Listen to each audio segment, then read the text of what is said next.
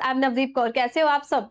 आज हम डिस्कस करेंगे UGC net JRF paper 1, 100% exam में आने वाले प्रश्न। ठीक है, one shot for net JRF. तो आ जाइए, स्टार्ट करते हैं।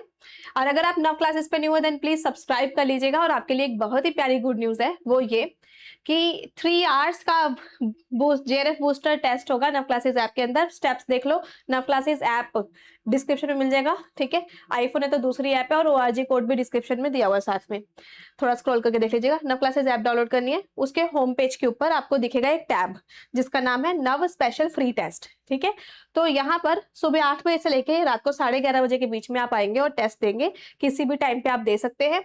और ये 3 आवर्स का test paper 1 plus paper 2 commerce and paper 1 plus paper 2 management वाले बच्चे देंगे।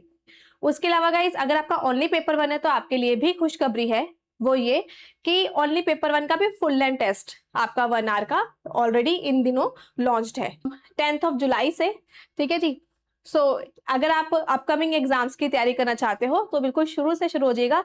All detail concept, PYQs, expected MCQs, complete course, crash course, सब कुछ एक ही पैकेज में आपको मिल जाता है। गुड।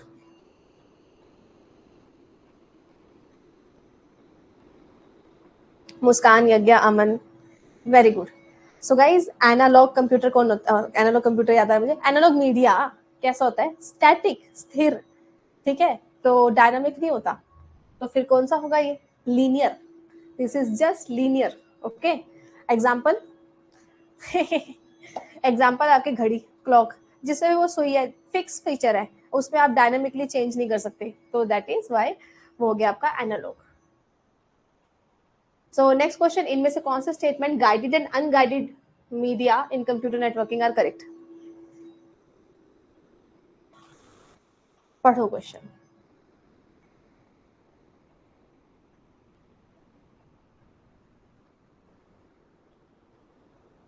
मैंने गाइडेड का मतलब बताया तो आपको समझ ही आ जाएगा आंसर, इसलिए आप खुद पढ़ो।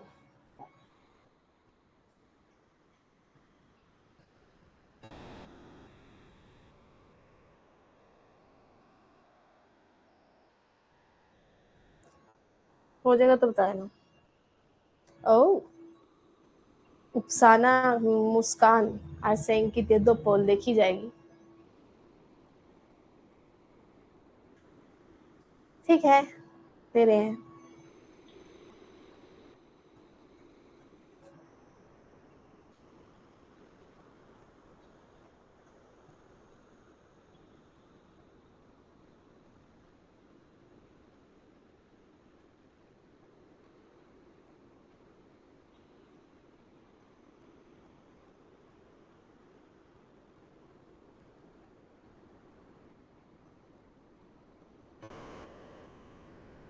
Shalini, Rama, Madhu, Aman and everyone. ओ ढिंग लिक लक लक ढिंग ढिंग, क्या करोगे?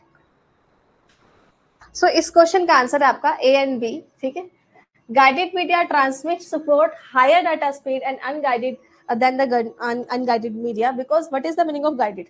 मतलब जिसमें किसी चीज की सपोर्ट मिल रही है आपको। ठीक है, वो guided media subject to less interference than the unguided media, तो उसमें इंटरफेरेंस भी कम होती है।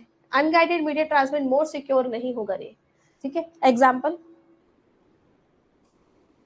हाँ, कोई कोई मुझे जवाब नहीं दे रहा। वाओ, यही बताने वाली थी मैं। Manya is correct answer, giving correct answer. ठीक है, ये गाइडेड का एग्जाम्पल है वायर्ड नेटवर्क। ठीक है, तार वाला। तो जैसे अगर आप देखते हो LAN network, local area network में ईथरनेट। ठीक है, तो ये ज्यादा फास्ट होता है, ज्यादा सिक्योर होता है, पता है आपको, एज कंपेयर टू वाईफाई। ठीक है जी। भाई, अगर आपको रिवीजन प्लान करना है तो अपना जो पूरा सिलेबस है आप 16-17 जून तक कंप्लीट करो, उसी हिसाब से ही प्लान करो।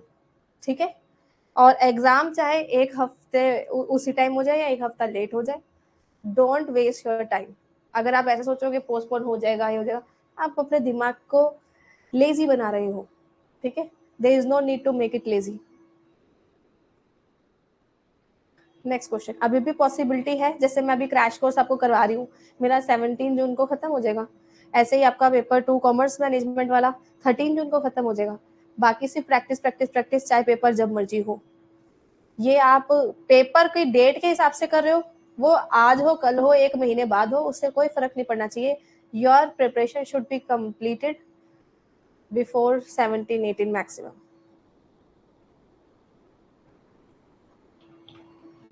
यही तरीका होता है। तो हम नहीं आराम आराम से छुट्टियां दे दे के पढ़ाए, संडे भी रखा हुआ है आपका क्लास, इसलिए कि टारगेट है, इतनी देर तक कराना है बस।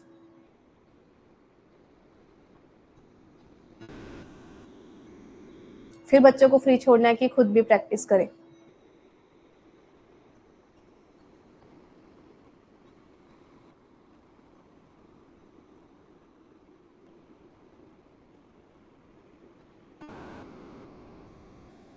अमन, शालिनी, रामा, कोमल एंड ऑल। नाइस। कौन है ये? जॉन जाता है माइंड मैप बनाए, तो माइंड मिस्टर, और क्या, इतना आसान क्वेश्चन है। सो हॉट पोटैटो, ओए होए गरम आलू, ये बेसिकली ऐसा बोलो, ये एक सॉफ्टवेयर है जो कि interactive web based learning exercises like quizzes या क्रॉसवर्ड, इन सब के लिए। तो ये भी आप पता कर लीजिए नेक्स्ट टाइम। बाकी तो आपको नियर कोड पता है, वीडियो वगैरह ये सब के लिए होता है, एड पजल भी। Next question.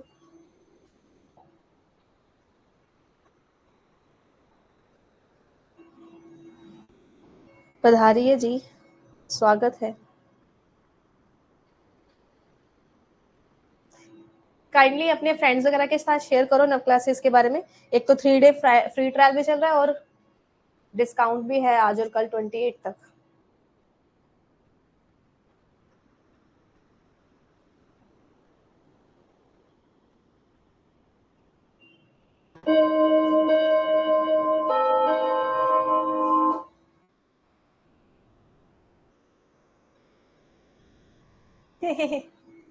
अच्छा, दे रही हूँ phone.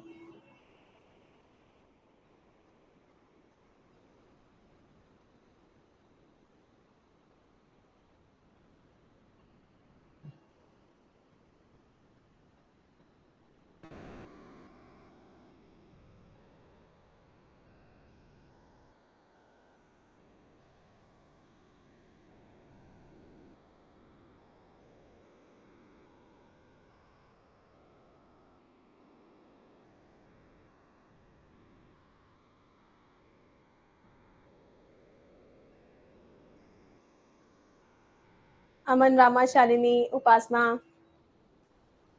So guys, the principle of effective writing useful for both student and teacher are, तो यहाँ पे आता है आपके क्लैरिटी, कॉन्साइजनेस एंड करेक्टनेस। ठीक है, कि इफेक्टिव राइटिंग में आप ये चीज पता ही है आपके 7C। ठीक है, हाइपर बोला होता है एग्जैगरेट करना, उसमें तो दिक्कत हो जाएगी ना, वो तो नेगेटिव पार्ट है। लिबरल यूज ऑफ एडजेक्टिव मतलब ज्यादा आसान यूज करना, या फिर कॉम्प्लेक्स, ना ज्यादा आसान करो ना कॉम्प्लेक्स करो। 7C उससे हो गया था वो। नेक्स्ट क्वेश्चन, कहाँ गया हमारा? ये रहा।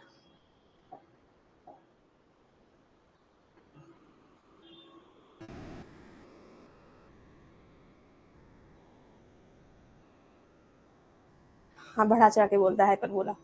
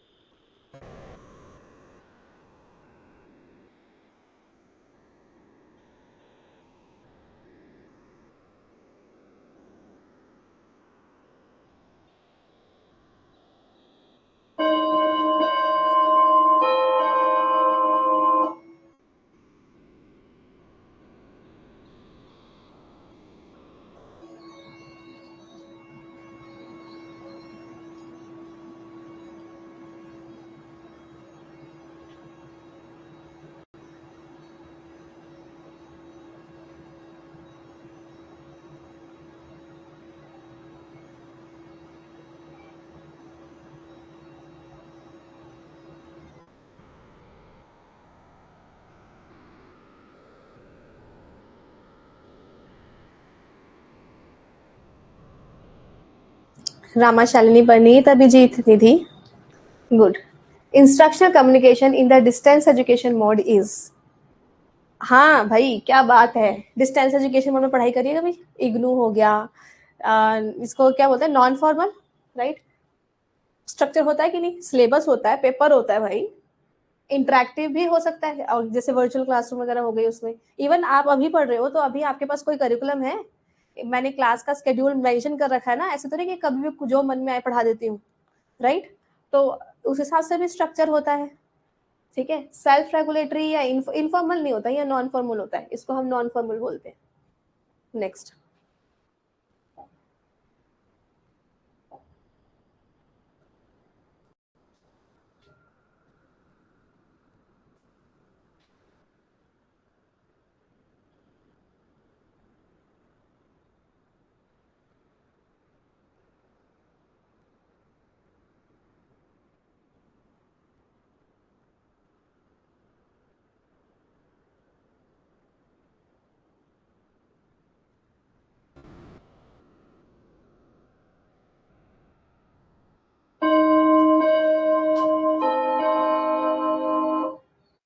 बेल का टाइम आएगा तो बजेगी ना, बज गई, दे रहे हैं phone.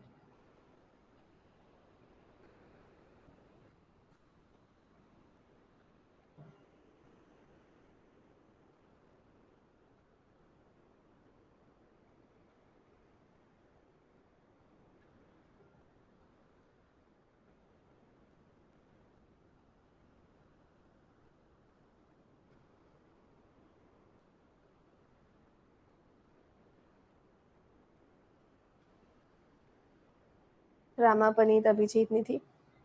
Yes, communication does not include all human behaviour for exchange of the information. ठीक है, तो गलत बात बोल रहा है।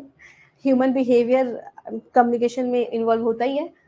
So communication involve the use of 5 senses of course, तो आ गया वो सही है। चलो नेक्स्ट क्वेश्चन है मजेदार, धमाकेदार।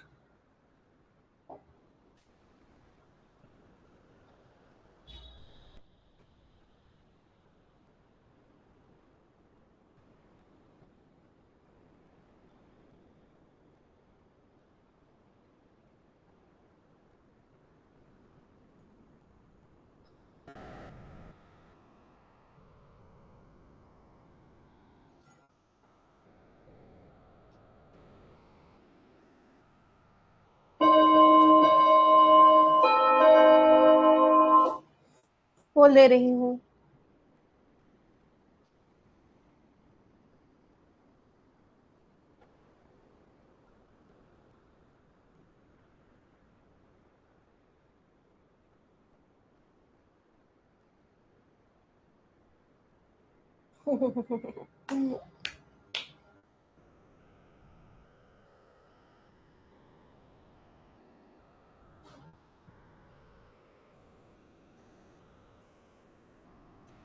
कुछ बच्चों ने आंसर दिया है वो क्लीचे, जबकि क्लीचे नेगेटिव है। हर क्लास के लास्ट में हम क्लीचे देते हैं, बोर करते हैं तुम्हें? कितनी गलत बात कर रहे हो तुम। क्लीचे का मतलब है कि एक ट्रेंड इतना ओवरली यूज कर लिया जाए कि अब उसमें कोई इंटरेस्ट नहीं रहा। अच्छा, क्लास के लास्ट में आप लोग क्या पूछते हो मुझसे? क्या होता है? एक तरीके से कुछ चार्ट बना दिया, समराइज कर दिया, राइट? वही तो होता है, उसे क्या बोलेंगे? Verbal sign posting. So anything like this. तो कुछ भी, चाहे चार्ट बना दिया, फ्लो चार्ट बना दिया, टेबल बना दिया, राइट? तो ये सब समरी टाइप का कुछ होता है। तो इसलिए वर्बल क्योंकि लिखा हुआ है उसमें, साइन पोस्टिंग मतलब sign, arrow, flow chart type ऐसा कुछ, ठीक है, तो उसे बोलते हैं। So written sign that give you indication, directions, ठीक है, जिससे समराइज कर सकते हैं, डायरेक्शन बता सकते हैं कि इसमें ये आया, ये आया, ये आया, ऐसा करके कुछ हो जाता है। क्लिचे इज ओवरली यूज्ड, तो बोर हो जाता है वो, उसके बाद उसका उतना मजा नहीं आता जितना शुरू शुरू में आया करता है।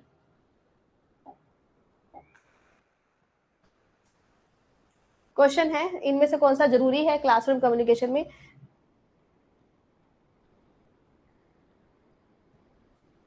किसी शब्द को ज्यादा यूज करना, गूगल डिगू को यूज करना, रिडंडेंसी को यूज करना सही से, फीडबैक जल्दी देना, नॉन वर्बल क्यूज, या फिर साइड लाइन करना बच्चों की क्रिटिसिज्म, उस पर उसको नजरअंदाज करना।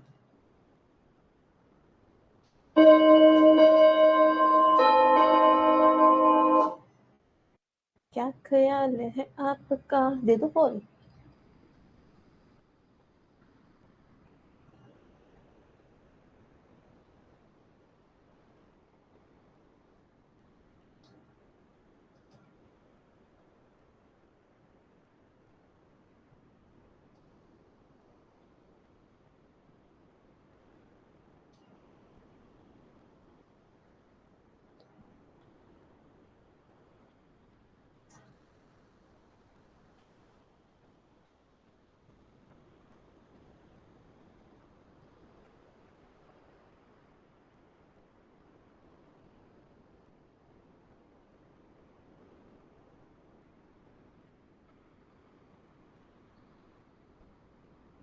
उपासना अभिजीत निधि। गूगल डी को होता है बेकार, बकवास बात। हमें ना बड़बड़ बड़बड़ कर रही है गूगल डी कुक हो गया हो। सो अनइंटेलिजेंटली कुछ भी बकवास मार रहे हैं, वो होता है। तो ये तो होगा ही नहीं, ठीक है।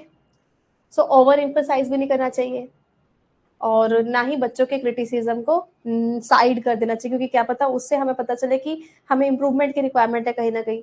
सो रिडंडेंसी मतलब कि अगर हम अलग अलग समय पे एक ही सेम कंसेप्ट बता रहे हैं, तो हर बार सेम अगर उसका मीनिंग निकलता है तो उसमें और ट्रस्ट डेवलप होता है, राइट। आज ही पढ़ाया था कम्युनिकेशन में, तो yes it is correct. Immediately the feedback is also correct, ठीक है। Non verbal cues is also correct. तो सी डी ई सही है।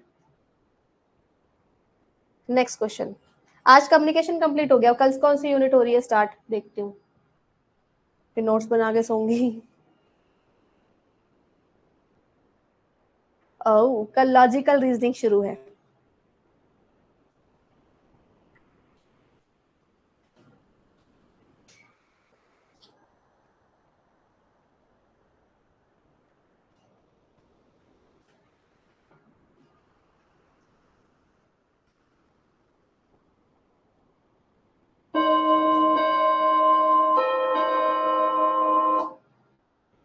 दे रहे हैं।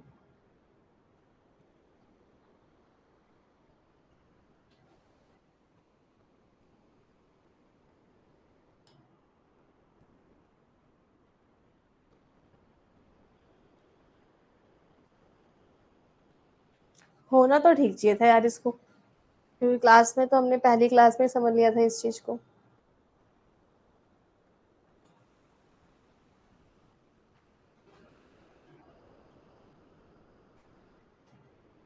Okay, Upasana Nidhi Nasreen and all. तो गाइस माइक्रो एक्सप्रेशन बहुत ही बारीक और फास्ट चेंजिंग एक्सप्रेशन जो होते हैं उसको बोलते हैं हम fleeting changes. Fleeting means very fast, very minute, छोटे छोटे माइक्रो एक्सप्रेशन, जैसे हमारी पलकों का चपकना, लिपसिंग, ठीक है, ये सब। Next question. लॉजिकल रीजनिंग का नाम लिया और हाजिर हो गई।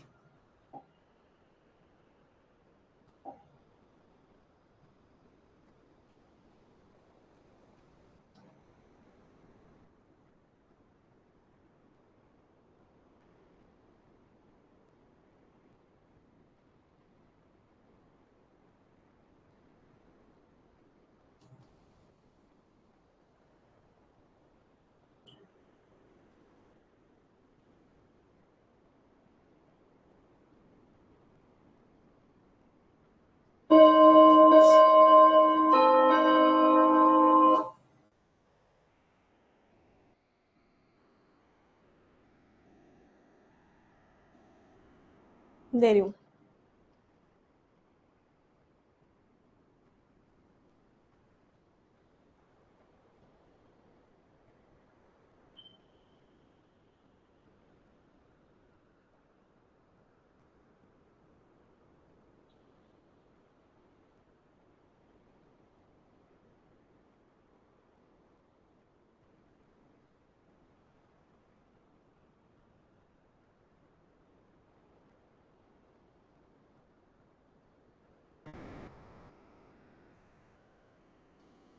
Very very nice, very good very good. तो गाइज ये सारे नॉन एग्जिस्टेंस यानी कि अभाव के टाइप होते हैं, ठीक है। अनोन्य अभाव ये क्यों होता है, जैसे टेम्परेरी, सॉरी इसका आंसर आएगा ये वाला आंसर आपका, दिस वन, ठीक है। दिस इज नॉट दैट कि वो नहीं है, ठीक है, जो हम बता रहे हैं। सो वो एक एग्जाम्पल हो गया। अत्यंत अभाव, अत्यंत अभाव में क्या हो गया, हेयर्स होन, मतलब कि वो ये हेयर वो है, कौन है, खरगोश, खरगोश का सिंग। तो क्या खरगोश के सिंग होते हैं, नहीं ना, एक मिनट रुको, होते हैं क्या वैसे।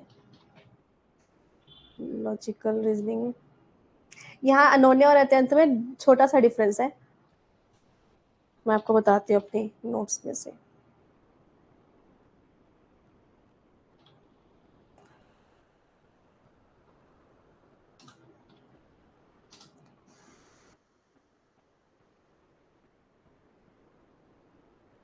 अरे यार शायद इंडियन लॉजिक अलग होगा।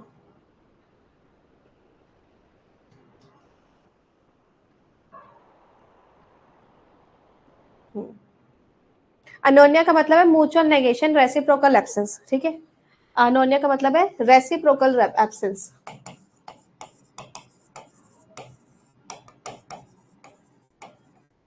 और अत्यंत का मतलब था हमारा नॉन एग्जिस्टेंस कॉन्ट्राडिक्शन।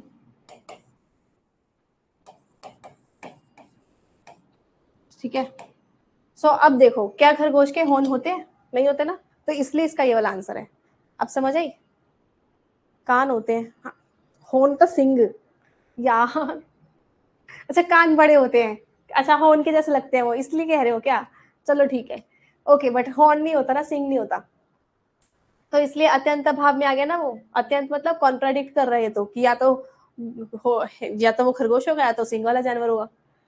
प्राग अभाव मतलब पहले नहीं है लेकिन बाद में आ सकता है। Temporary absence of thing, for example अगर मैं थ्रेड की बात करूं तो उसमें क्लोथ का अभाव है, then there is absence of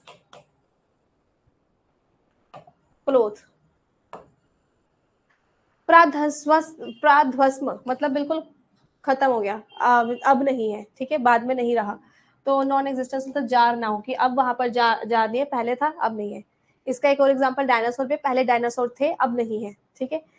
अरे हेयर जो होता है, खरगोश होता है ना यार, वो थोड़ी इंग्लिश, रैबिट को हेयर भी बोलते हैं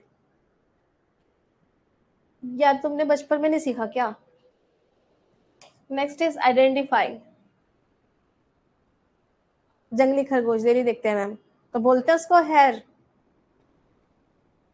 हाँ, कछुआ और रैबिट वाली कहानी में था वो।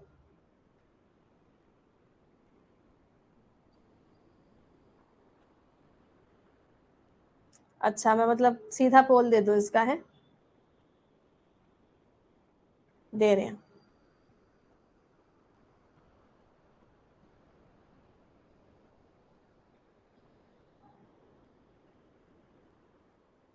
हाँ, होते हैं जंगली रैबिट भी।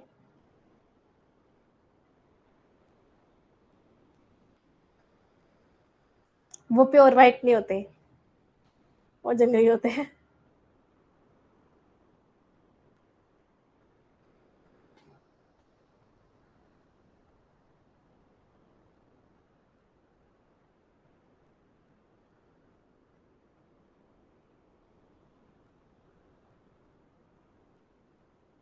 वाओ, क्या बात क्या बात। क्योंकि यहाँ पे लिखा है लाइक, एज, देन, ये एनालॉजी के कीवर्ड्स हैं, ठीक है। मतलब सिमिलैरिटी, एनालॉजी मीन्स होता है सिमिलैरिटी या फिर कंपैरिजन। ओके, सो हैबिट, नहीं, हाँ हैबिट, मुझे वो हेयरी रैबिट याद आता था। Habit are like a cable, we weave the strand of it every day and soon it cannot be broken। ठीक है, तो ठीक है, जैसे कि आदत हो गई हमें कि रोज रोज कुछ गूंदना जैसे। नेक्स्ट इज, मतलब निकालने की जरूरत ही नहीं है, लाइक देन एज कंपेयर करना, खत्म काम।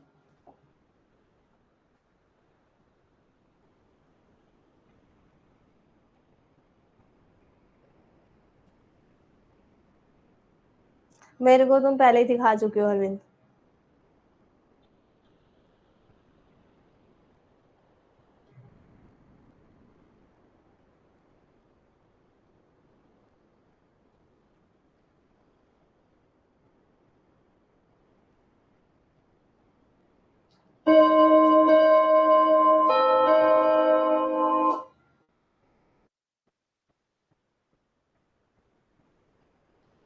वेरी इंपॉर्टेंट, दे दो,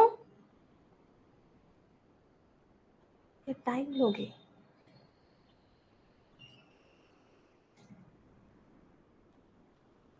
giving.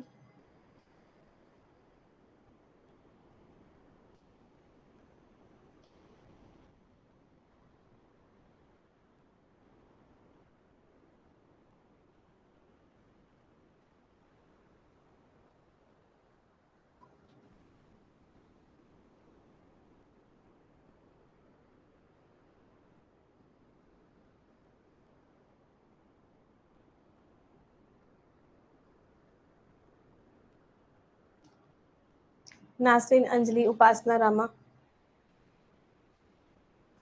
So arrange the following ancient institute east to west direction. हाँ जी, कहाँ है ईस्ट डायरेक्शन? पता है आपको? ये यहाँ पर ईस्ट है, इधर से यहाँ यहाँ यहाँ आना था आपको. ठीक है, तो इस साइड पे कौन मिला सबसे पहले? इस साइड पे है विक्रमशिला, फिर उसके बाद नालंदा, नालंदा के बाद शारदा पीठ वहीं कहीं है, और शारदा पीठ भी पाकिस्तान चला गया है, और तकसीला उसके आगे है.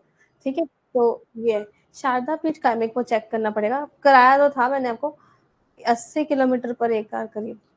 अच्छा, just a minute.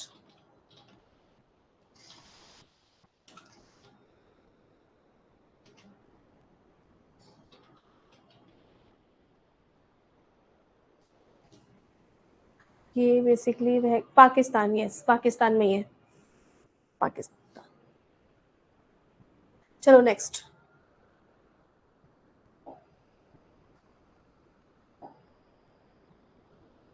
Quack quack. Vikramshila भी पाकिस्तान में है.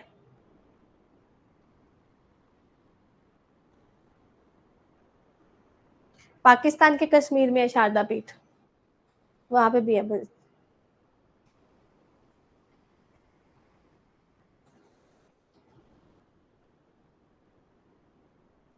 ओ विक्रमशिला, सॉरी गलती हो गई, तकसीला बोला था, फिर मुझे गलती लग गई क्योंकि वो उधर उधर की साइड पे. सो विक्रमशिला बिहार में है, आई एम सॉरी. और जो तकसीला है, तकसीला बोलना था मुझे, पाकिस्तान में. ठीक है, ओहो, रुको मैं लिख ही देती हूँ, काम ही खत्म. ये पाक में चला गया है. नालंदा आपका बिहार इंडिया में है. ठीक है, विक्रमशिला भी बिहार में है, इंडिया में. और शारदा विद्यापीठ भी पाक में है. तो इसके लिए बोल देते हैं.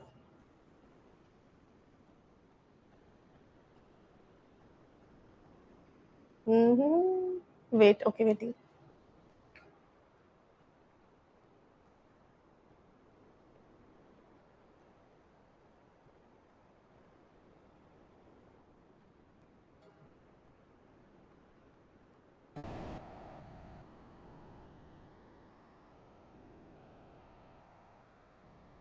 हिमाचल प्रदेश का असिस्टेंट प्रोफेसर का एग्जाम का आया ना सिलेबस वगैरह, उसमें इस बार रिटर्न भी होगा सब्जेक्टिव. इन लोगों का यही काम है, पहले सब्जेक्टिव होता था, उसको ऑब्जेक्टिव किया, अब ऑब्जेक्टिव होता है, फिर से सब्जेक्टिव करना है, बस चेंज ही करते रहना इनको.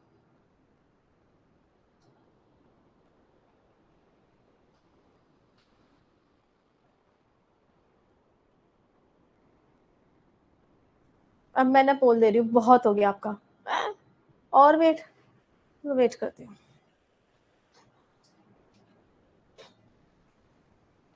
आओ, यूपीपीएससी जीडीसी का है ना 31 को, वेरी गुड. इतना वेट करा रहे हो, मैं चेयर कुर्सी लेके आ गई भाई. करा लो वेट, बैठी हूँ मैं भी. हिमाचल प्रदेश वाले में हर बार होता है, मेरे को तो बच्चे फोन करके इस बार किया बस.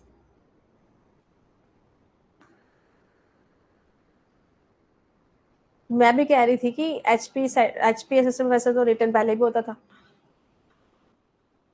बट वो कहते हैं एचपीपी वाला हिमाचल प्रदेश वाले में इस बार रिटर्न किया है, सब्जेक्टिव वाला. Okay giving. कोई प्रॉब्लम नहीं है, नव क्लासेस ऐप में मैंने आपको सब्जेक्टिव टेस्ट सीरीज भी दे रखी है. ठीक है, तो यहाँ पे सारा जुगाड़ है.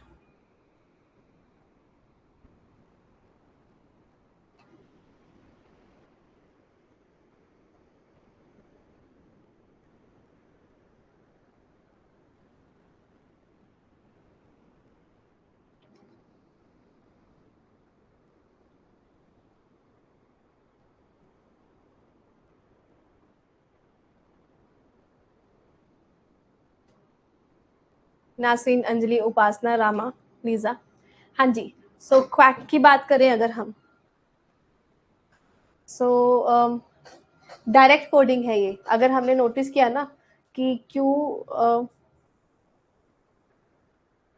कुछ चीजें आप नोटिस कर लो, जैसे कि ए ज्यादातर में है. ठीक है, उधर ए को कोड किया गया है जिस नंबर से, वही आपका थर्ड वाला नंबर सेम होना चाहिए.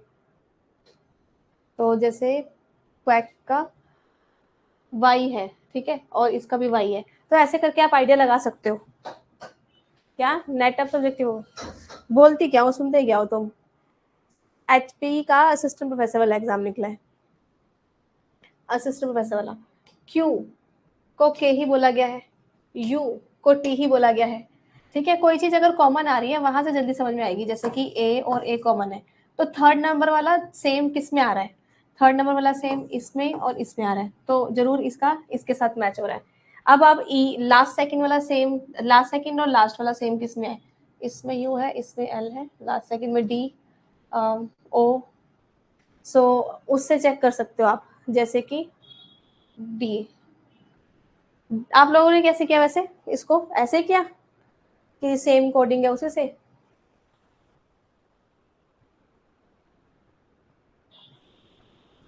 ई ई लास्ट वाला है और यू यू उसमें जा रहा है, ठीक है, तो ई एंड ई, तो आपका यू और यू इसमें आ रहा है, तो इसमें से भी हो सकता था। आपने कैसे किया ये नहीं आया समझ, जिसका हो गया उसने कैसे किया। Ma'am one paper general study है हिमाचल प्रदेश का। अच्छा, ई से, हाँ तो उन्होंने भी ई से ही किया, जैसे कि लास्ट वाला ई और ई है, और यहाँ पे सेम सेम कौन सा है, सेकंड एंड थर्ड, तो इसका तो थर्ड हो गया, इसका सेकंड हो गया, लास्ट वाला। हाँ करेक्ट है, वही लॉजिक लग रही है, आगे समझ। Yes.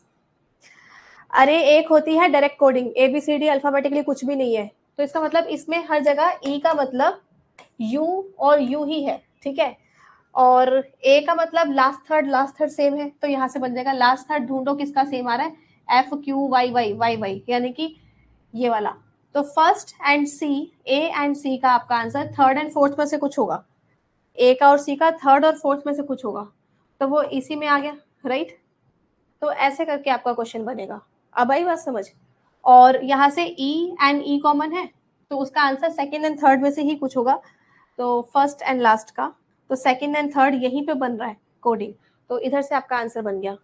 This is just direct coding, ऊपर लिखा भी हुआ है यूनिक कोर्स, तो कोडिंग वाले में सीधा सीधा बनता है, कोई भी ऐसा कॉमन हो उस इस चीज को वेरीफाई करने के लिए आप ये देख सकते हो कि यू, तो आपका ई का यू बनना चाहिए, ठीक है, सी वाले का,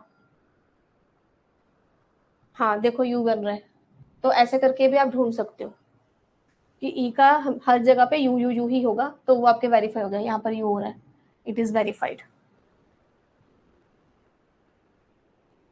next question, it was just direct coding of कि भाई ए को एस बोल दिया मैंने, ई को ये बोल दिया, ऐसे करके।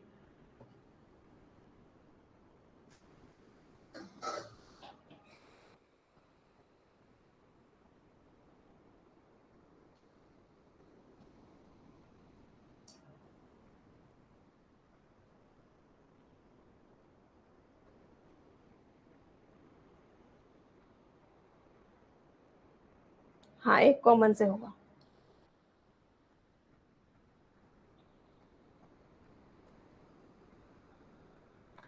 ठीक है बोल दे रहे हैं।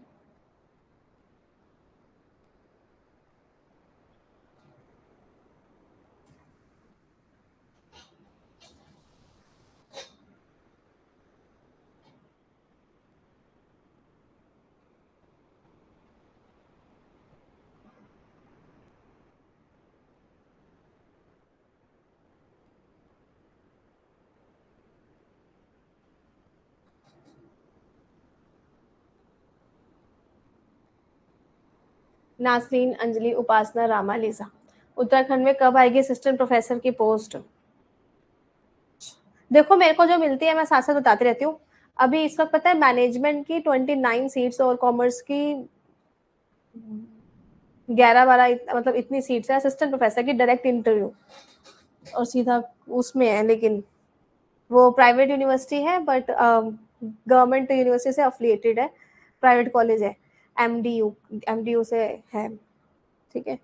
मैं कॉलेज का नाम आपको दोबारा बता देती हूँ, भेजा भी था मैंने ग्रुप के अंदर आपको। डीपीजी डिग्री कॉलेज सर्च मारे ना इसकी, क्योंकि लास्ट डेट थोड़े दिन ही बचे हैं, 5-10 दिन ही बचे हैं, तो you can apply if you want. और भी बहुत सारे सब्जेक्ट की आई हुई है इसमें, असिस्टेंट प्रोफेसर की सीधे नेट होना चाहिए बस। Computer science, electronic science, mechanic, management की 29 सीट्स हैं, ये वाला, ठीक है। Political science, Hindi, journalism, commerce, English, Hindi, geography, economics, sociology, physics. ऐसा लग रहा है पूरी यूनिवर्सिटी नहीं बन रही है। इतनी सारी post. Botany, zoology, biochemical, biotechnology. तुम्हें ग्रुप में भेज रखा है मैंने। आप अगर पेड वाली क्लास के ग्रुप वाले हो तो एक सौम्या ने भेजा था वही वाला है, और मैंने रिसर्च वाले में भेजा था तो वहां से भेज दिया। जो आती रहती है हम बताते रहते हैं आपको। इसका हो गया। All lions are carnivorous animal given as true. ठीक है, ऑल ट्रू है तो इनमें से कौन सा होगा? बिल्कुल उल्टा। ठीक है, ऑल ट्रू है तो उसका उल्टी साइड पे कौन होगा? सम नोट। तो सम नोट। और चलो बना के देख लेते हैं। और देखो नॉट बी ट्रू टुगेदर तो ये भी फॉल्स हो जाएगा, इसका उल्टा वाला भी फॉल्स हो जाएगा, तो इसका मतलब E and O are false.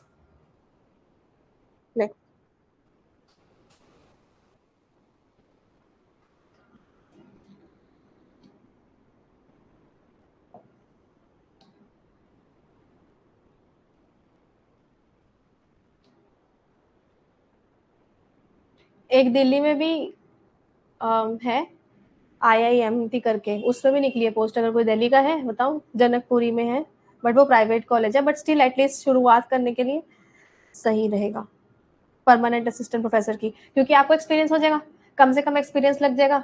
और फिर जहाँ परमानेंट दूसरे गवर्नमेंट यूनिवर्सिटी में निकले वहाँ डायरेक्ट आपको ले लेंगे। एक्सपीरियंस कम से कम एक बार चाहिए होता है। वो भी भेज देती हूँ मैं आपको। मेरे पास जो वैकेंसी आती थी मैं साथ साथ आपके ग्रुप में भेज देती हूँ। IITM है। ठीक है, भेज दो रुको। उसमें डायरेक्ट ईमेल करना उन लोगों को। रुको यार, चलो भेज दिया। प्राइवेट प्राइवेट में परमानेंट क्यों नहीं बन सकते? बन सकते हैं।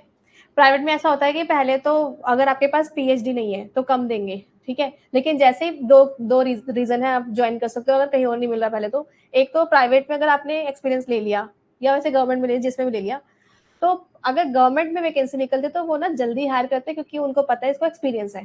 ठीक है, एक तो एक्सपीरियंस की वजह से। दूसरा, जब आपका PhD कंप्लीट हो जाता है तो फिर वो आपको UGC वाली सैलरी देने लग जाते हैं। वो आपको छोटी वाली कम वाली सैलरी में नहीं रख सकते। तो इसलिए एक्चुअली आप फिर चाहे गवर्नमेंट यूनिवर्सिटी में परमानेंट हो चाहे प्राइवेट यूनिवर्सिटी में परमानेंट हो, आपको ए सेम इक्वल वैल्यू मिल जाती है। समझ आया? तो इसलिए UGC वाले नॉर्म्स ही वो फॉलो करेंगे। वो शुरू शुरू में बिना PhD के फिर वो आपको अपनी मर्जी से पैसे देते हैं, बट जैसे PhD कंप्लीट हो जाता है तब आपको जैसे सेंट्रल स्टेट यूनिवर्सिटी में सैलरी मिलती है सेम उसके पार ही मिलेगी उनमें भी। तो ये भी फायदा हो सकता है शुरुआत करने के लिए। दे रही हूँ बोल।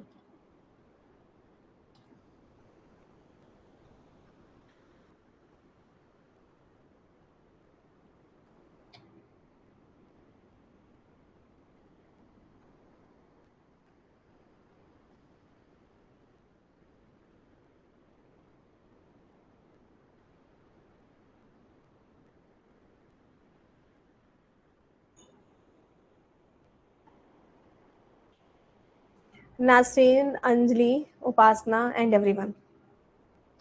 सो which informal fallacy is committed in following statement. अच्छा, स्टेटमेंट क्या है? फेमस एक्टर जिमी उसने इंटरव्यू में बोला एस्ट्रोलॉजी इज रियल साइंस। वाह भाई वाह, खुद तो एक्टर है। इसका मतलब इन अप्रोप्रिएट अथॉरिटी है ना। अथॉरिटी कहाँ है इसकी? ज्योतिष है क्या वो? एक्टर है वो, एक्टिंग ही कर रहा है वो। अब मान लो तुम एक्टर लोग एक्टिंग कर रहे होते हैं, उनकी बात मानते नहीं होते हैं। एस्ट्रोलॉजी की ऐप डाउनलोड कर लो। एंटे ने भी दिया।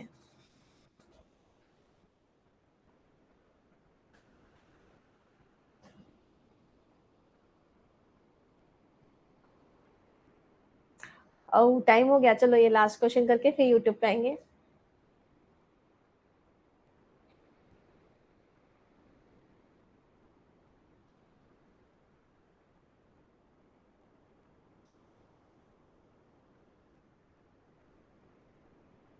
मेरी बोल।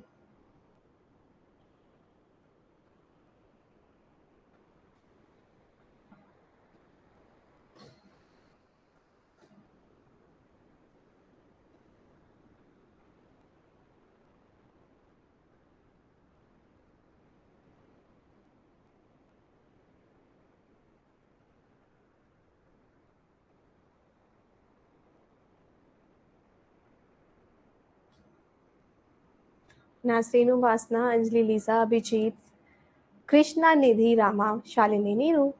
Very nice. इनमें से कौन सा स्टेटमेंट इक्विवेलेंट है? ठीक है। All cat are carnivorous animal, ठीक है, ऑल आ गया।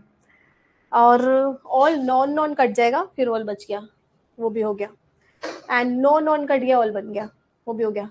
सम वाला नहीं होगा, ठीक है। ये सारे ही ऑल ऑल ऑल है। परफेक्ट। फिर साइलेंट कर देती हूँ, छोटी छोटी बातों के लिए फोन कर।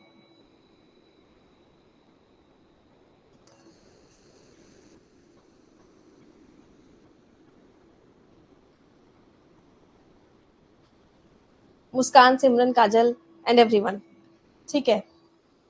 सो गाइस, यहाँ पर क्वेश्चन में क्या हुआ रे पापा, क्यों गलत किया आप सबने? मैं तो इतना टाइम दे दिया था, फिर थोड़ा सा और टाइम मिल गया था आपको। Word communication, community and communion are etymologically related. सही बात है, कहीं ना कहीं से डिराइव हुआ है, कम्युनिकेरे, कम्युनिस्ट, है ना, इटिमोलॉजिकल है जी। As a human society develop more and more simple system of communication emerge. जैसे जैसे ह्यूमन सोसाइटी बढ़ती है तो कम्युनिकेशन सिंपल नहीं, कम्युनिकेशन कौन होता है? कॉम्प्लेक्स। इसके फीचर में ही पढ़ा था हमने कि मुश्किल होता है, ठीक है। So communication is not simple. कहाँ है सिंपल? कॉम्प्लेक्स होता चला जा रहा है, क्योंकि बहुत सारी चीजें हैं, इमोशंस है, आजकल तो इमोजी है, वर्ड्स हैं, डिफरेंट मीनिंग निकालते हैं, सिमेंटिक बैरियर होते हैं। कम्युनिकेशन अबाउट चलो मैं पोल दे देती हूँ।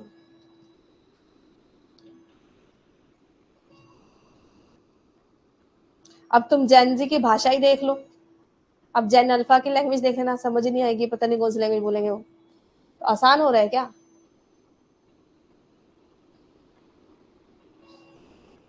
अलग लैंग्वेज इवॉल्व होती जा रही है, अलग अलग कोड वर्ड्स इनके इवॉल्व हो रहे हैं।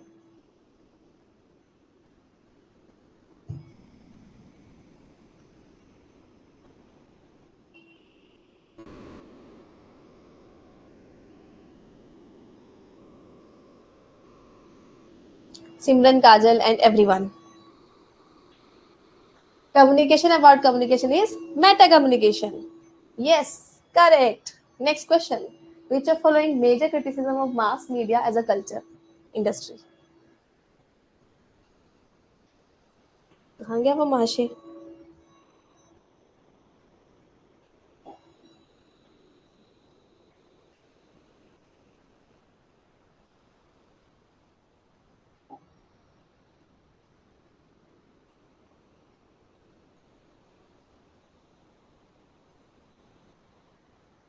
धीरज जी, ले लिया आपका नाम।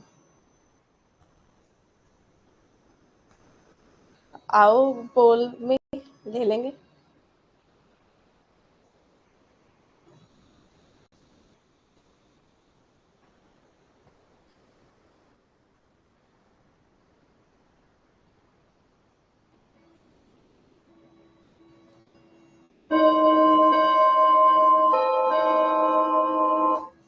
तेरे हैं पोल।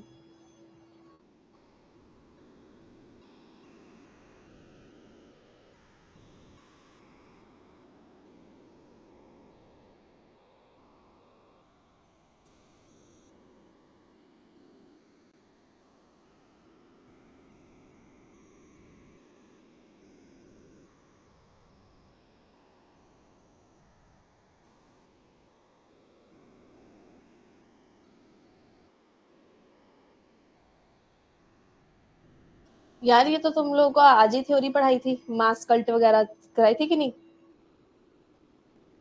जी वेरी गुड, congratulations.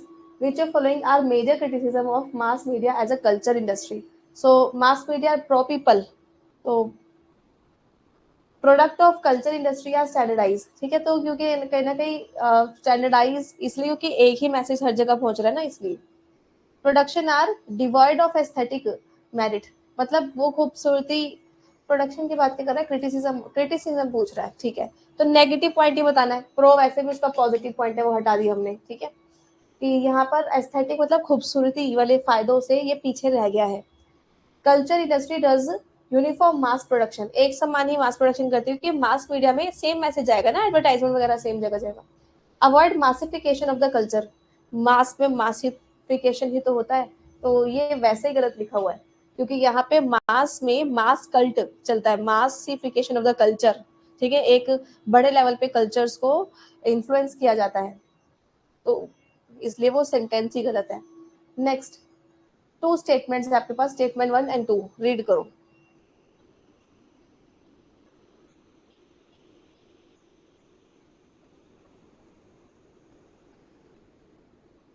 धनामा पोल आएगा ना, उस पर क्लिक करना, ठीक है।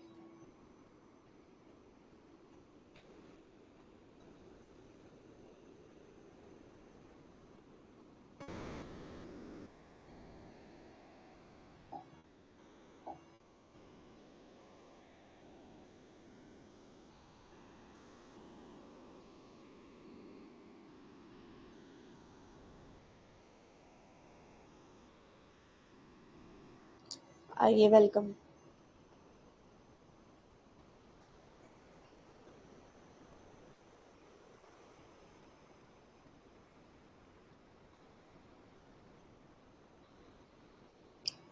अनिशा, लगभग जब क्लास फिनिश होती है उसके 1 घंटे बाद रिकॉर्डिंग आ जाती है आपके।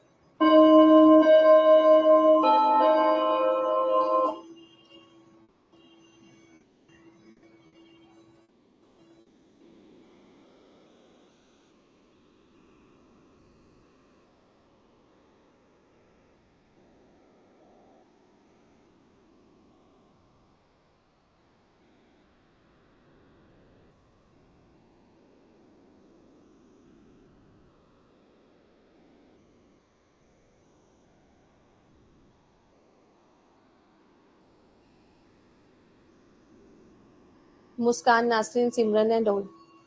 एग्जाम कब होगा? जून में, जून एंड में। So first is true. There is an argument that emergence of television audience has brought in more personalized, interactive communication and media culture. Within the integration communication system, messages do not require element of communicability and socialization.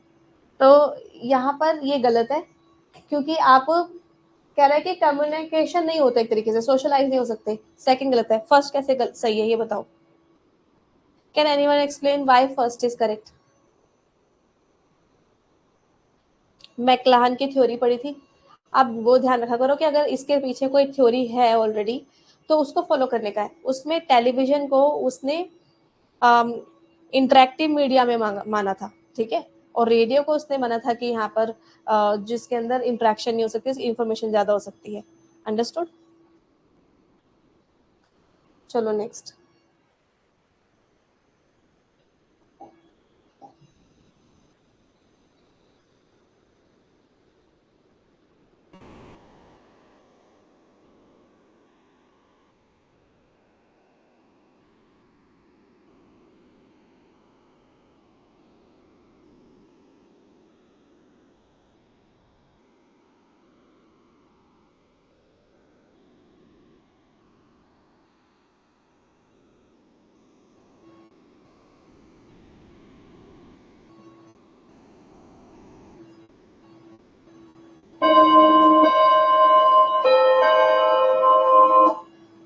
दे रही हूँ phone.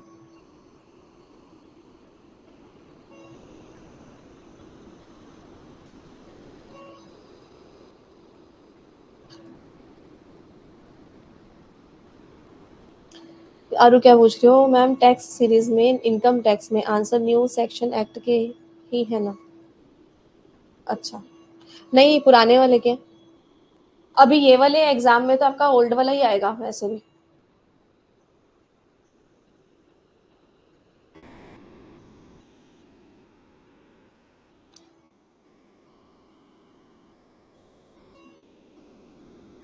Nice, मुस्कान नहीं रुकता and all. So condensation राजनीति संचार में संक्षिप्त संदेह मतलब चिन्ह कौन सा है, ठीक है, सिंबल्स कौन सा होता है राजनीति में? होता क्या? मोटिवेट करना। कंडेंस, देखो भाई काजल, एक एक चीज तो आनी चाहिए ना, या तो इंग्लिश आती हो या हिंदी आती हो, है। संक्षेप मतलब कंडेंस करना, मतलब किसी चीज को छोटा करना। संक्षिप्त करना। सो पॉलिटिकल में होता क्या है, दूसरों को इन्फ्लुएंस करना, मोटिवेट करना, मतलब इवोक करना। तो आपको क्या सिखाया है, तोड़ दो। तो इवोक मतलब कि उत्साना। तो यहाँ पे क्या लिखा है, विचारोत्तेजक, मतलब कि विचार को बढ़ावा देना। वो चाहते हैं कि आपके विचारों को अपने हिसाब से इन्फ्लुएंस कर सके और ताकि आप उनको वोट दो। ठीक है, चलो जी नेक्स्ट क्वेश्चन।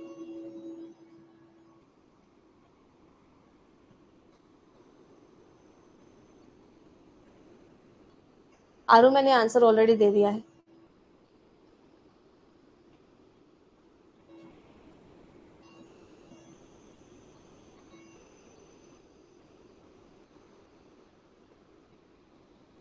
जब हो जाएगा ना बताया।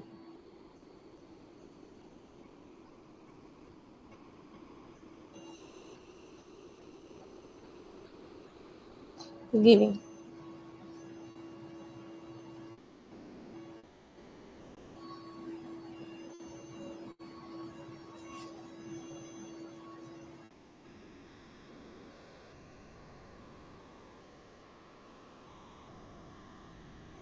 क्या बात है, वेरी गुड टू ऑल।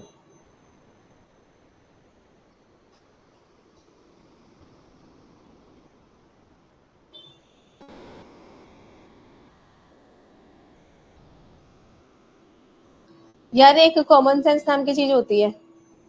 ये जो एनएसएसओ है, नेशनल सैंपल सर्वे ऑर्गेनाइजेशन, ठीक है, ये कौन है? ये पूरे इंडिया लेवल की ऑर्गेनाइजेशन है, सैंपल सर्वे करती है। ये क्या सिर्फ एजुकेशन के सैंपल सर्वे करती है? ये लगाओगे नहीं ना।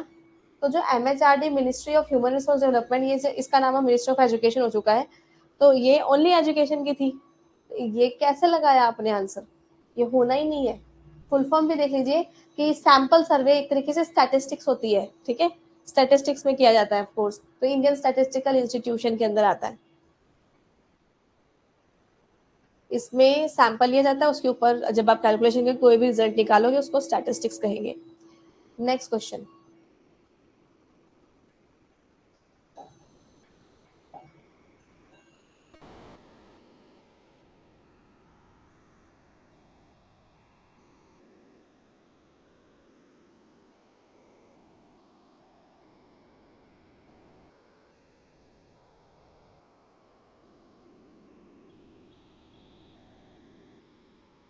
ये मुस्कान इतनी फास्ट फास्ट कर रही है आंसर। अच्छा गुड सौम्या, मुस्कान अभी दे देते हैं पोल।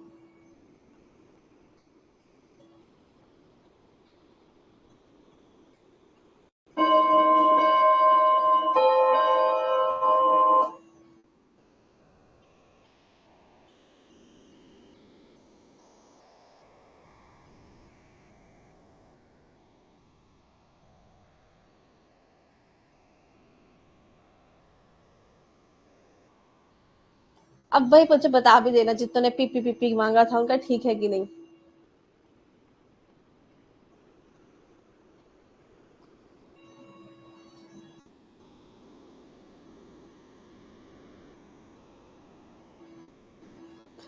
मुस्कान, नासरीन, निरुक्ता, सिमरन एंड एवरीवन।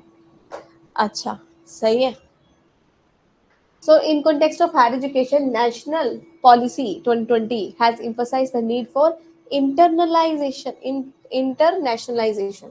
ठीक है, एक मिनट, डिसिप्लिन स्पेसिफिक तो नहीं कहेगा, वो मल्टी डिसिप्लिन है। क्योंकि देखो यार, तोड़ते रहो ना। मल्टी डिसिप्लिन की बात करिए तो ये तो होगा नहीं, क्योंकि चॉइस बेस्ड का सिस्टम है। फ्री एजुकेशन सबको तो दिया है नहीं, ठीक है, जो कि 3 to 18 years तक का है। तो आप का ऐसा नहीं लिख सकते कि फ्री, बिखेरेगा भी नहीं, वो भी नेगेटिव पॉइंट है कि फ्रैगमेंट कर दो, विखंड कर दो, ऐसा भी नहीं कहेगा। इंटरनेशनलाइजेशन मतलब कि आपका जो वही अंतरराष्ट्रीय, कि हमारा जो एजुकेशन है वो इंटरनेशनल लेवल का हो, वर्ल्ड लेवल का हो। ठीक है, इंटरनेशनली हमारे स्टूडेंट जो है वो स्टैंड कर सके। हाँ जी अथर, क्या हाल है? नेक्स्ट क्वेश्चन कर देखो कौन से एनालिसिस है।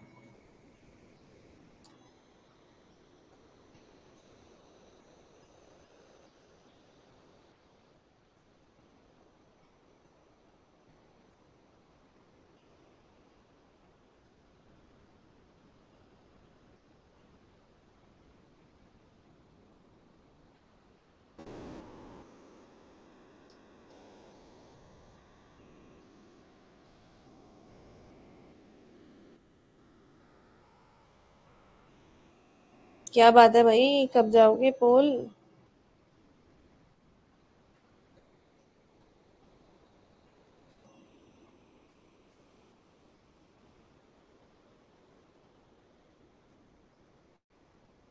हो जाएगा तो बताना। इसको साइड कर देते हैं।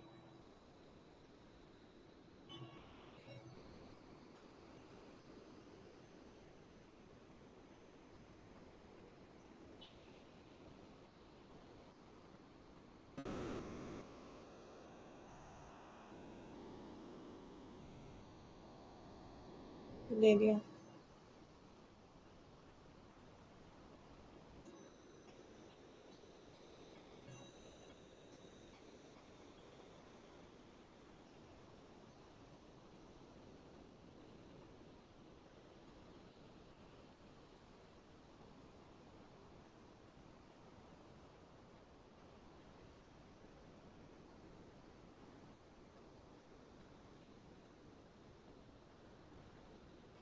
जी, गुड टोल।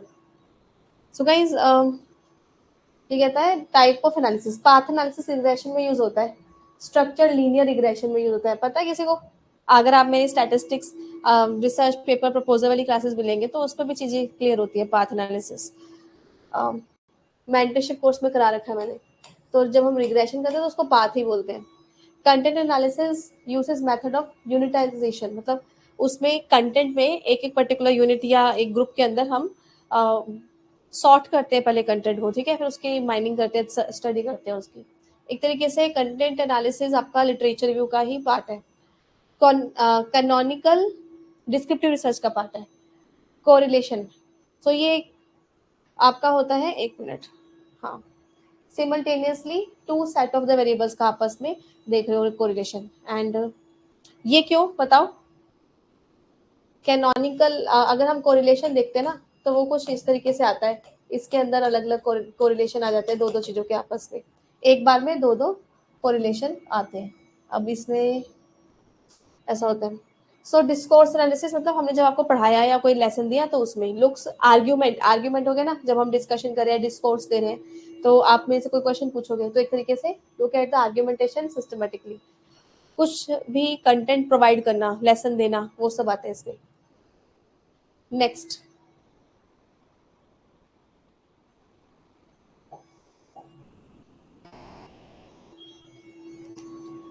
अच्छा, कोरिलेशन से हो गया था।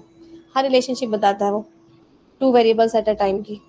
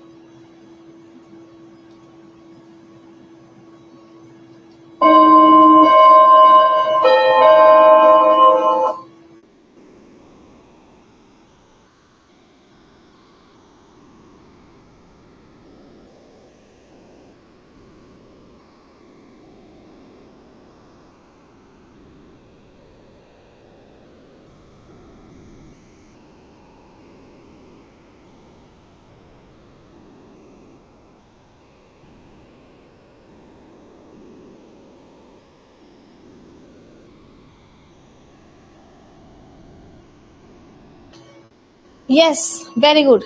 जो कम्युनिकेशन होता है उसकी आज के डेट में कैसी वैल्यू है? पावर। मतलब जिसके पास पावर है वो अपने तरीके से इन्फ्लुएंस कर पाएगा आपको, ठीक है। ट्रांजिएंट का मतलब बहुत छोटी, क्षणिक, कुछ ही देर तक का कम्युनिकेशन होता है। अनकॉमन तो होगा नहीं, नॉन क्रिटिकल भी नहीं होगा। क्रिटिकल वर्ड का मतलब क्रिटिसिज्म नहीं होता, कितनी बार बोला है, देखो उसकी हिंदी भी समझा रही है आपको। क्रिटिकल का मतलब होता है इंपॉर्टेंट, ठीक है, और नॉन क्रिटिकल मतलब जो इंपॉर्टेंट नहीं है, वो गलत बात हो गई। इसलिए आपका power, communication has the power, influential power, जिसके अंदर पावर होती है किसी भी तरीके की, सो दैट वो आगे नेक्स्ट पर्सन को इन्फ्लुएंस कर सके। A person dimensional or personal dimension of communication is, no.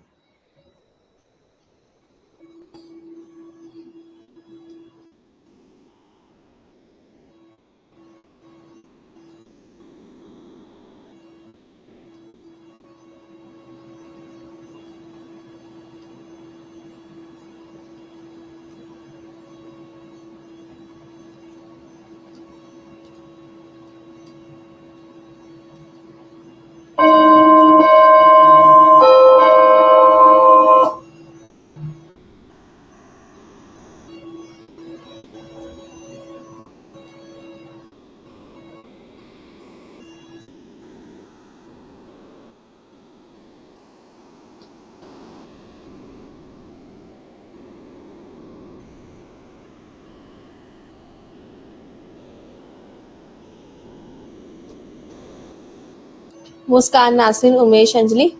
Yes. So personal dimension of communication is field of experience, है ना? मतलब मेरे फील्ड ऑफ एक्सपीरियंस, दूसरे पर्सन के फील्ड ऑफ एक्सपीरियंस, ऐसा। नॉइज जो है वो आउटसाइड से भी आ जाती है, इंस्टीट्यूशन भी, किसी इंस्टीट्यूशन लाइक यूनिवर्सिटी, कॉलेज जो भी है, लोकेशन भी नहीं आएगा इसमें, वो प्रोक्सेमिक्स में आता है। नेक्स्ट।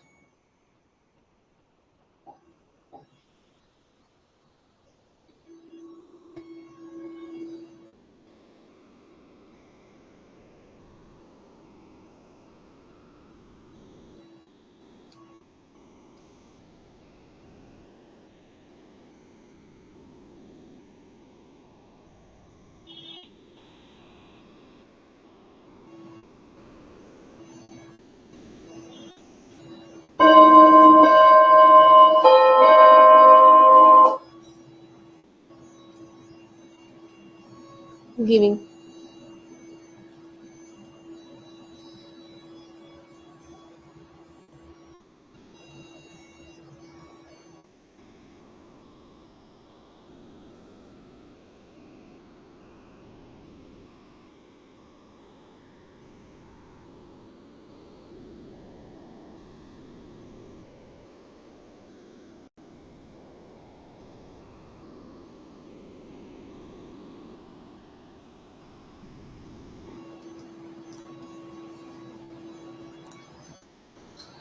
बोल देते था ना हमने।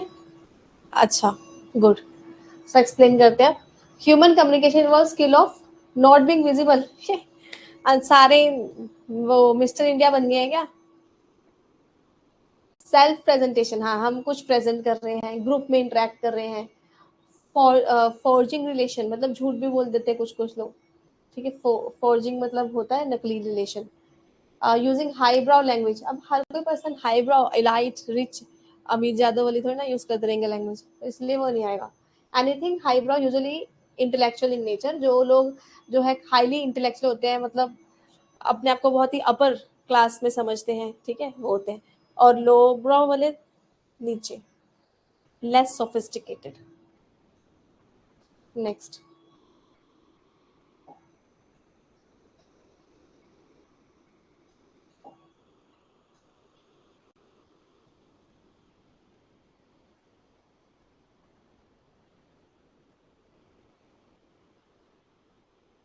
वो अपने आप को ज्यादा समझदार समझते हैं, हाई ब्राउ वाले।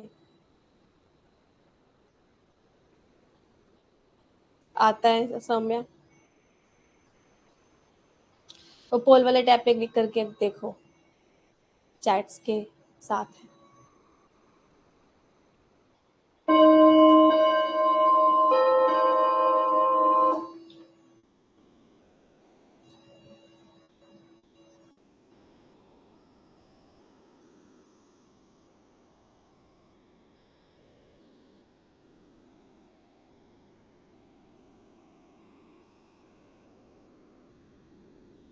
वाओ।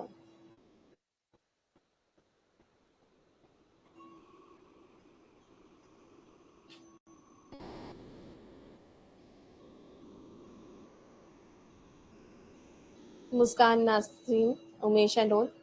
क्या बात है! इनमें से कौन सा रिसर्च नहीं है? रिसर्च केयरफुल एग्जॉस्टिव इन्वेस्टिगेशन है फिनोमिना की। ऑब्जेक्टिव है कि नॉलेज एडवांस करनी है। सिस्टमैटिक ऑब्जेक्टिव अटेम्प्ट है प्रॉब्लम को समझने की। एक्शन रिसर्च हो जाएगी। General principle, sorry, general principle वाली होगी applied. Research is based on common common sense, होना रिसर्च होते हैं यार। Based on accumulated experience, beliefs. Systematic investigation, ताकि सॉल्यूशन मिले प्रॉब्लम को, ये भी ठीक है। कॉमन सेंस की बात है, अब मैं कहूंगी एक पर्सन का नाम सौम्या है, अब ये रिसर्च थोड़ी ना हो गई। न्यूमेरिकल सॉल्व करके दिखाओगे? मीन स्टैंडर्ड डेविएशन दिया हुआ डेटा सेट का, compute coefficient of the coefficient of variation, formula आता है। Formula standard deviation divided by mean into 100, बता दिया।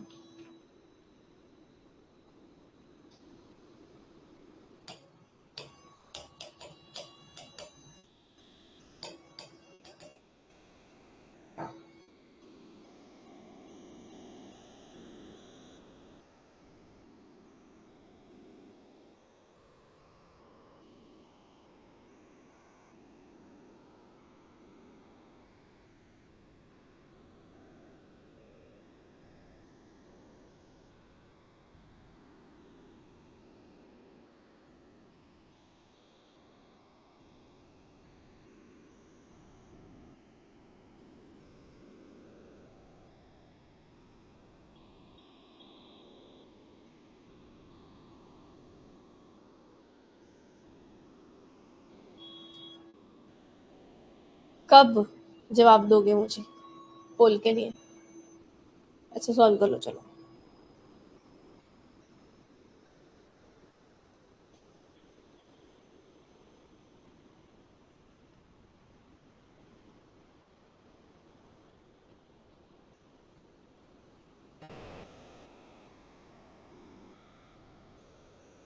बस भाई बस, आ जाएगा पोल अब।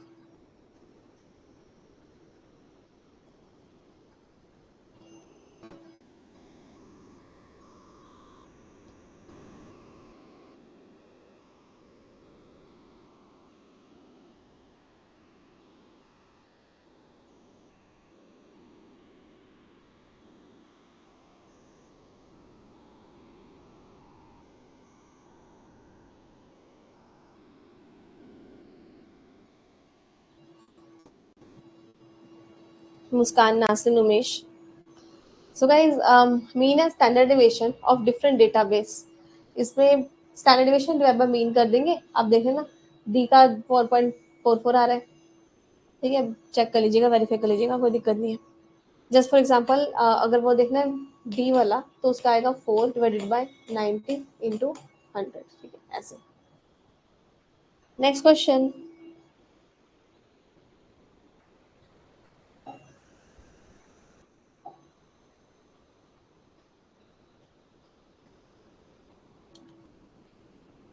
सौ किलोमीटर से किया सॉल्व, 100 किलोमीटर की स्पीड से। अच्छी बात है, मेहनत रंग लाई।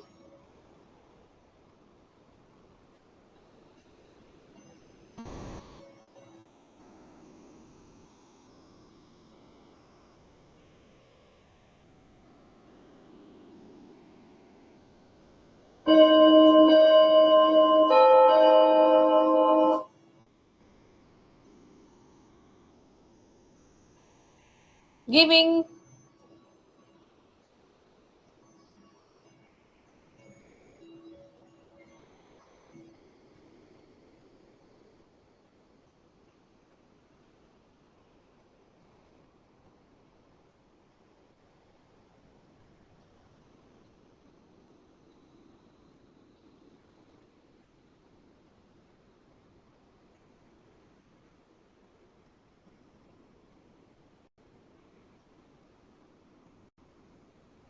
इसमें ए और सी में आपको कंफ्यूजन थी है? कैसे कंफ्यूजन हो सकती है यार, एक्शन रिसर्च तो इतना प्यारा है, 100% ठीक होना चाहिए था। Action research it does not aim to develop a theory, of course. Theory बनाते हैं क्या? थ्योरी उसमें बनाते हैं ना फंडामेंटल में। बात तो ठीक लिखी है, गलत थोड़ी लिखी है कि एक्शन रिसर्च में थ्योरी नहीं बनाते। परफेक्ट है। It does not conduct to generalise the finding, of course इसमें जनरलाइजेशन भी नहीं होती है क्योंकि ये क्वालिटेटिव है इसलिए। और सैंपल इज सिलेक्टेड रैंडमली, नहीं दे बाबा, नॉन रैंडम, क्योंकि क्वालिटेटिव है ना इसी वजह से। क्योंकि पर्पोजिव सैम्पलिंग होती है इसमें, पर्पस के अनुसार जिसकी प्रॉब्लम है वो सॉल्व करेगा। It conducted to find solution local level, बढ़िया है। कंट्रोल ओवर वेरिएबल रिक्वायर्ड, कोई जबरदस्ती थोड़ी ना है, ऐसा कोई जबरदस्ती नहीं है। कंट्रोल रिक्वायर्ड है आपका उसमें एक्सपेरिमेंट में जी। नेक्स्ट क्वेश्चन ले लो भैया, आ ही गया, नाम लिया और एक्सपेरिमेंट हासिल।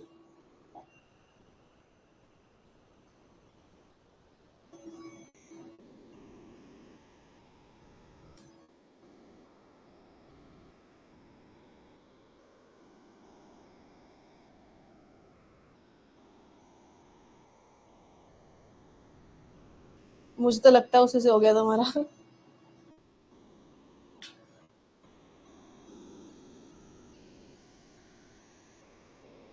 लेंगे।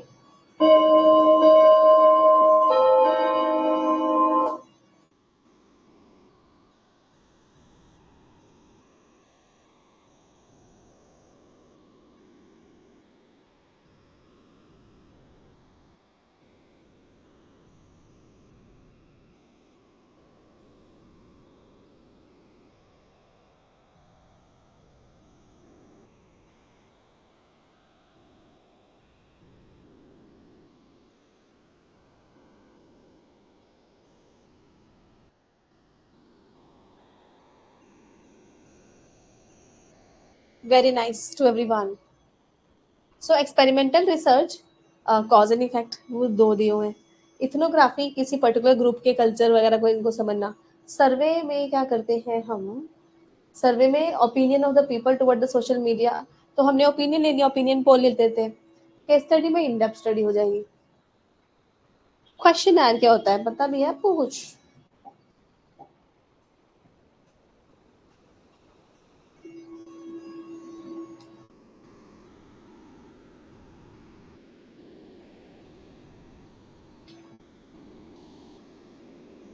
ठीक है, इसको रोक देते हैं, इजी क्वेश्चन है, चलो मैं दे ही देती हूँ।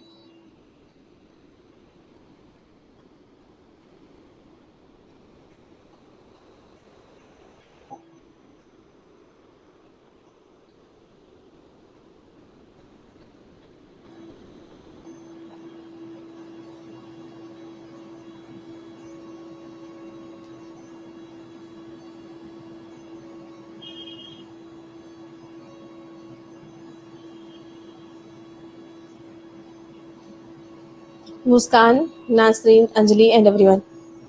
ठीक है, गुड। सो क्वेश्चन में क्या होता है, डाटा कलेक्शन इंस्ट्रूमेंट होता है। ठीक है जी, जिससे हम डेटा को कलेक्ट करते हैं, सर्वे वगैरह करते हैं। नेक्स्ट क्वेश्चन, मैं भूल गई प्राची आज। मैं सुबह 8 बजे से 8:30 के बीच में अपलोड करती हूँ ना, भूल गई मैं।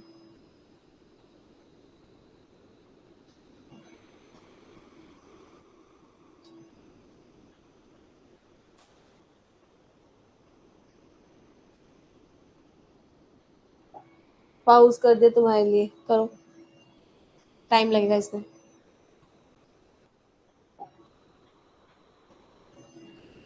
अरे भाई नुसरत ने तो कर दिया।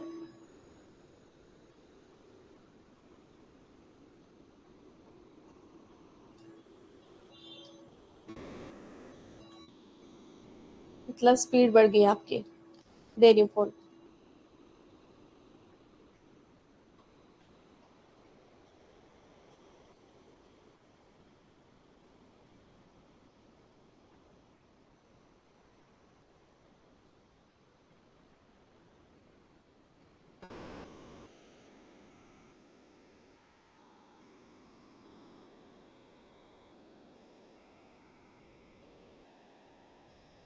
वेरी नाइस, सबका ही ठीक था इसमें। हिस्टोरिकल रिसर्च पास्ट से रिलेटेड होती है, पास्ट पढ़ते ही आंसर आ गया।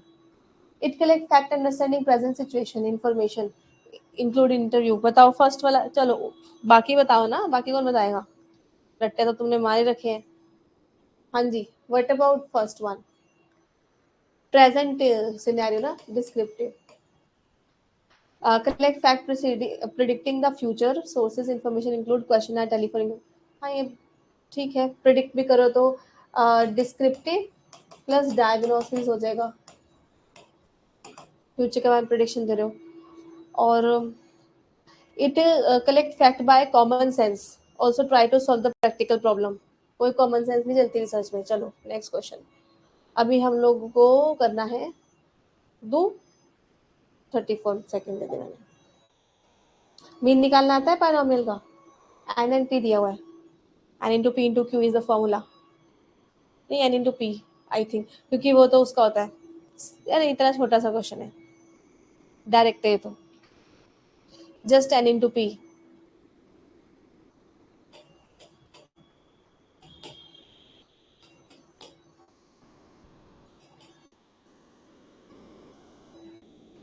हाँ वो स्टैंडर्ड एविएशन का होता है। हम्म, चलो जब तक पीपी नहीं करते तब तक।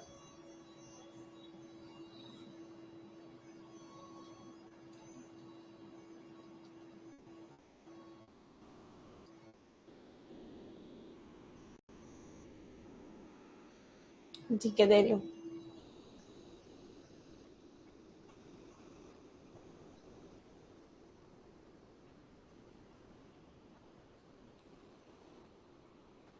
वेरिएंस होता है N into P into Q, standard aviation होता है N into P into Q के अंडर रूट।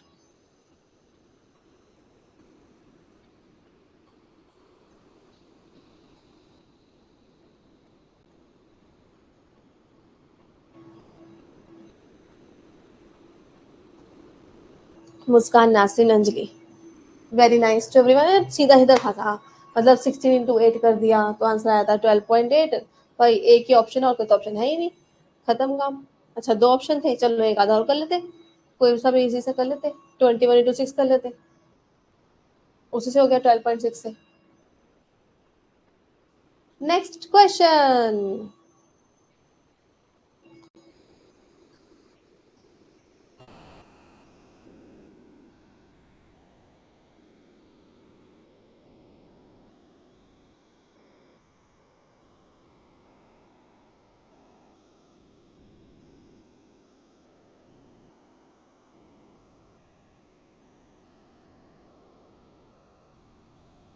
अब याद रखो ना फॉर्मूला।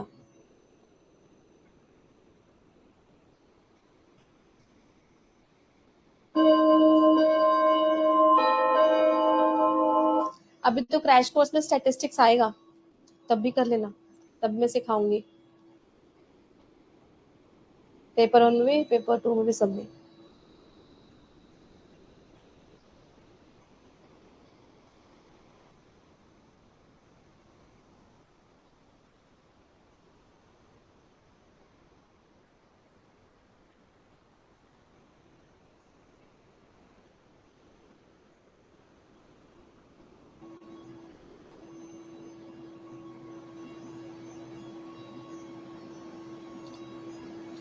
मुस्कान, नासिन, अंजलि, उमेश।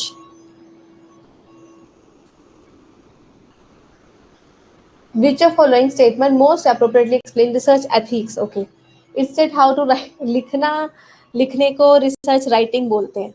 एथिक्स मतलब आप गलत काम ना करो, ठीक है, वो है ethics. It give methodology, research methodology बोलते हैं। Common set of dos and don'ts, हाँ, सही और गलत की पहचान एथिक्स होता है।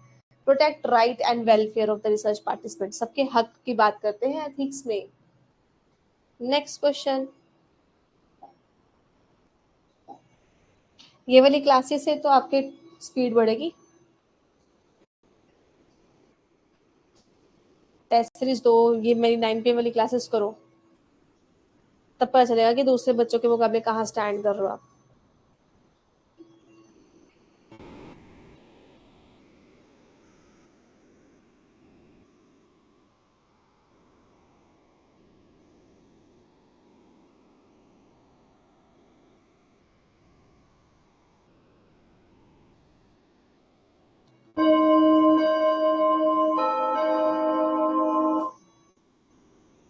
हो जाए।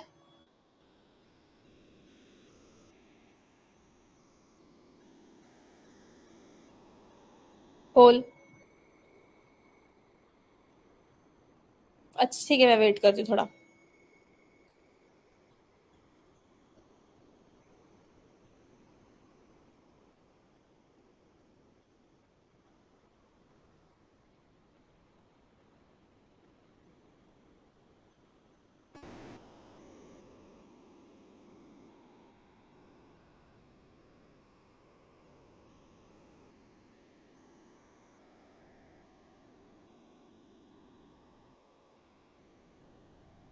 पोल दे रही हूँ मैं।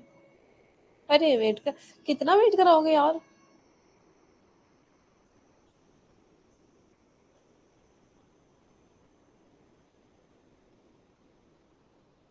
अब नहीं होता सब्र।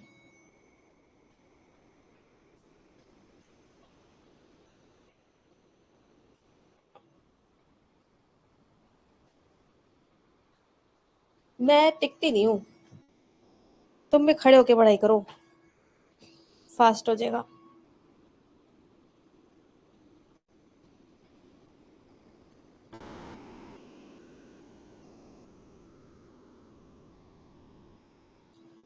मुस्कान, Nasin, Anjali. Yes. So what is modelling approach in research then? What is the meaning of modelling? Research model करना, रिसर्च तैयार करना। Research problem is represented by mathematical model. Solution and conclusion derived from that model. कहाँ बनाते हैं? अच्छा, research model. Example, जब structure equation modelling करनी हो, सैम करना हो, उसी में बनाते हैं ना हम जाके। अमोस सॉफ्टवेयर, और कौन कौन से, स्टेटा पे भी बनाते हैं मॉडल, यस स्टेटा पे भी बनाते हैं, और स्मार्ट पीएलएस में बनाते हैं। फिर so guys there is a no research problem in research, है कोई रिसर्च प्रॉब्लम नहीं। Research problem is represented in the subjective manner, अपने मनगढ़ंत बातें नहीं करते। Research is represented in the objective manner, इतनी बात ठीक है। Solution and conclusion are derive from the research methodology. यहाँ पर हम प्रॉब्लम बना रहे हैं रिसर्च की, यानी कि ऑब्जेक्टिव और प्रॉब्लम, या मॉडल बना रहे हैं। मॉडल ये होता है, मॉडल को नहीं देखा है तो क्या देखा फिर, पड़ोसी उसका। जैसे फॉर एग्जाम्पल मैंने बोला ए का इफेक्ट बी पे होता है और बीच में सी मीडिएटिंग है, इसको तो मॉडल बोलते हैं। जब ऐसे मॉडल बन जाता है इसको मॉडल बोलते हैं। इसको मेजरमेंट, इसको बोलते हैं मेजरमेंट मॉडल। अब इसको मेजर करो बैठ के। और क्वांटिटेटिव होता है ये केस स्टडी। टाइम क्या हो रहा है, वो टाइम तो हो गया। ये लास्ट क्वेश्चन पकड़ते हैं, आ ही गया तो फिर वाईटी पे आएंगे।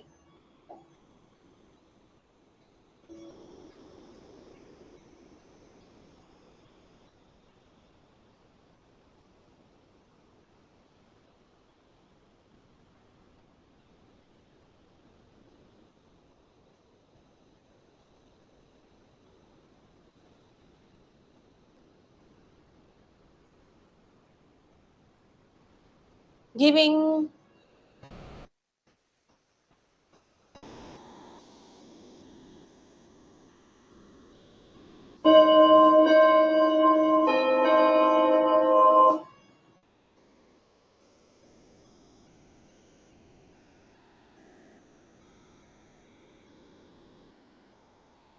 क्या बात, क्या बात, nice.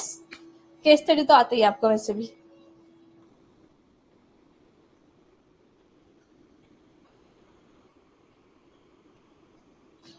Muskan, Nasreen, Anjali, Umesh, Krishna, Simran, Khushboo are correct.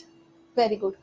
बाकी अगर आपको 1 डे फ्री ट्रायल देखना है तो नवक्लासेस ऐप में स्टोर वाले टैब पे फ्री सर्च मार लेना, आपको मिल जाएगा। अनलॉक करके कंटेंट वाले टैब में जाके फिर आप वीडियो वाले फोल्डर में क्रैश कोर्स की वीडियोस वगैरह देख सकते हैं। और अगर आप 9 PM वाली क्लास में आते हैं तो बाकी की मेरी जो 9 PM क्लास हुई थी नवक्लासेस ऐप के अंदर, उनकी क्लासेस भी आपको मिल जाएगी और प्रैक्टिस हो जाएगी। ठीक है, और ये मेरी नवक्लासेस की बुक्स भी आती हैं, इनको ले सकते हैं आप। और ये हमारे प्यारे से स्टूडेंट्स हैं and I wish you will also come. आना चाहते हो आप इस लेवल पे तो मेरी बेस्ट विशेस है आपके साथ। ठीक है, सो अपने आप को प्रूव करके दिखाना है। जल्दी से कमेंट में लिख दीजिए, dream believe act and achieve. सपने देखो, भरोसा करो, कर्म करो, यू विल अचीव इट। ठीक है, love JRF, JRF is mine. So जरूर से टेस्ट सीरीज दे देना। मैं सिर्फ आपके लिए इतनी मेहनत करके 3-3 घंटे की टेस्ट सीरीज बनाई है। देखते हैं किसमें कितना है दम। 10 जुलाई से अब कॉमर्स भी क्लास होगी, पेपर 1 भी होगी, कॉमर्स भी होगी, दोनों होगी। ठीक है, मैनेजमेंट भी होगी।